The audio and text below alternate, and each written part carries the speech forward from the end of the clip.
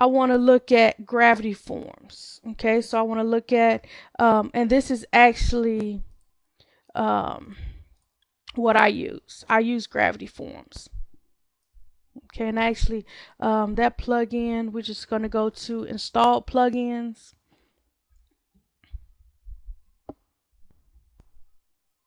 And I'm going to deactivate the fast and secure contact form.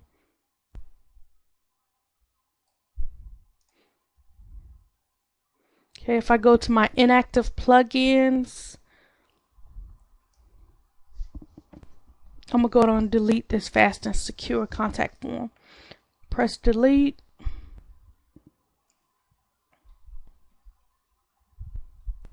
And then we want to click yes, delete these files and data.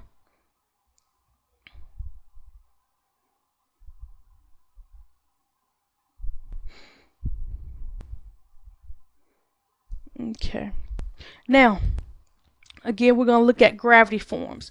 Gravity forms, this is what I use for all my websites, websites that I create for clients, unless I need something for a lower budget. But I use gravity forms whenever I can.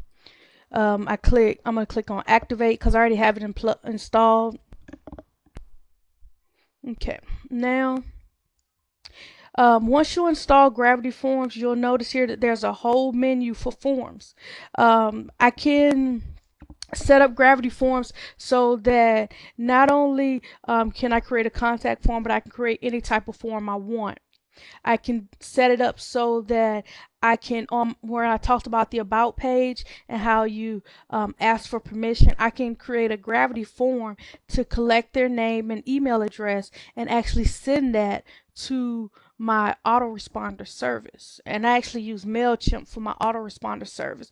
But actually, if I had to choose again, I'd probably use Aweber. I'd probably go ahead and spend the $20 a month and get Aweber. But MailChimp, it does the job, especially in the beginning. Okay. So under forms, I'm just going to go to new form because I don't have any forms created on this site.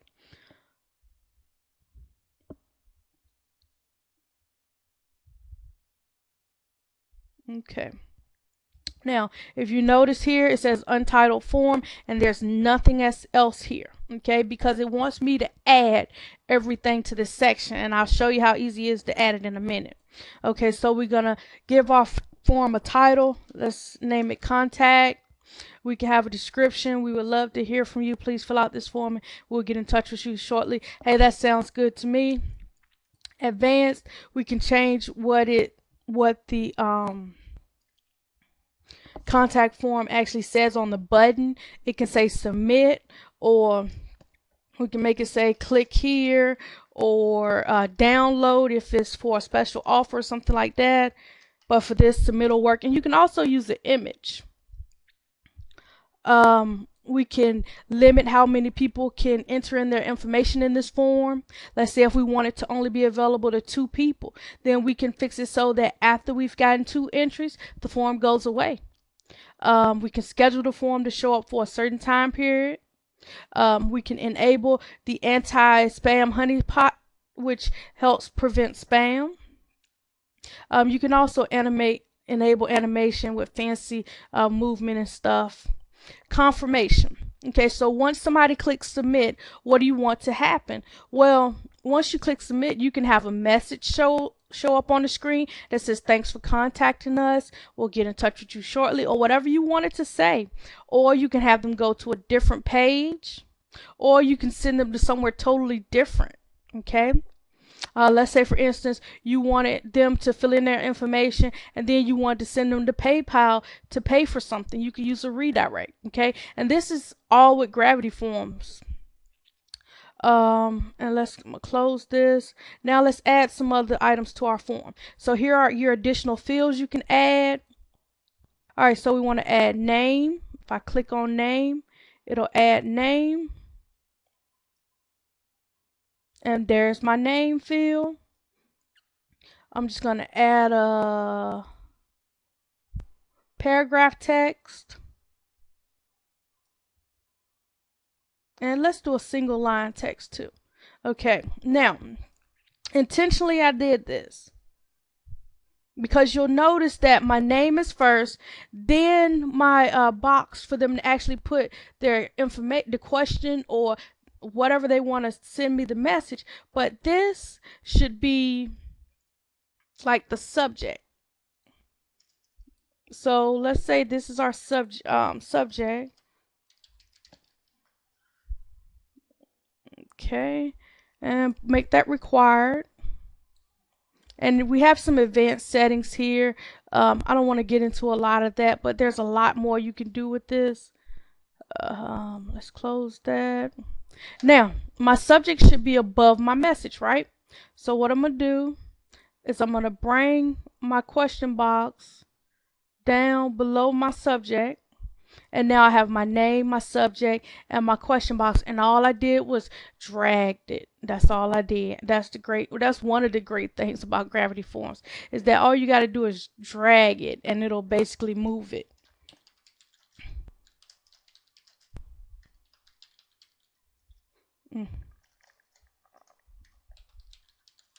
Or let's just make this message. Okay. And make that required. Next thing, we're missing one thing. We're missing the email address. Okay. So let's go back over here. Let's close this one. Open up the advanced one. All right. Okay, and email.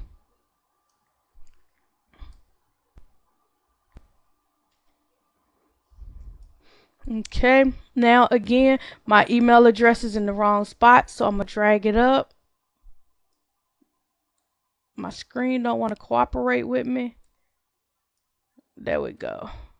Subject, name, email address, and subject. So there's my form. All right, so I'm gonna go on save my form. Okay, and it tells me I've saved it. I can preview it if I want to.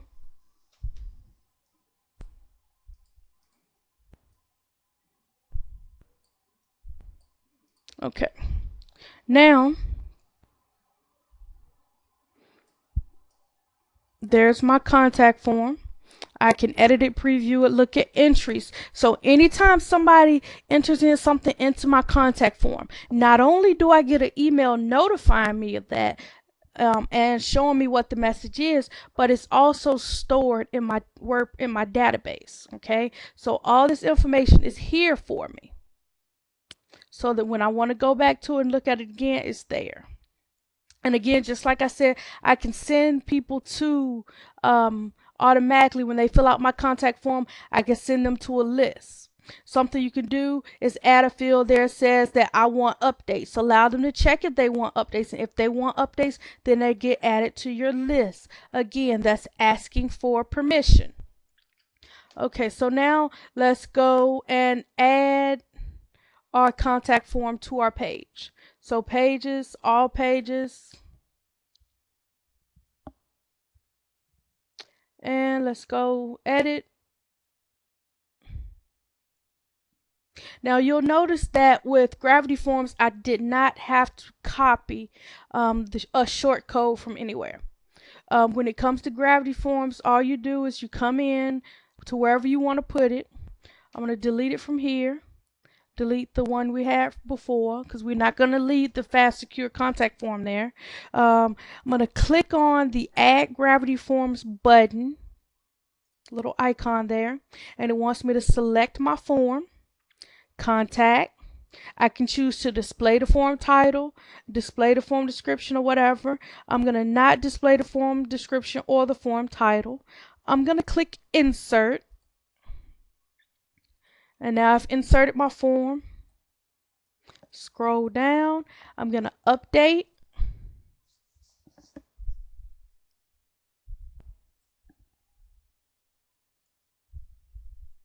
Okay, so now it's still updating, it looks like. All right, so I'm going to go to my form or refresh on my contact page.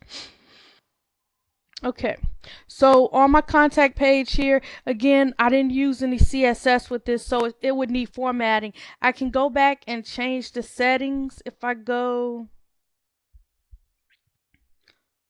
to settings,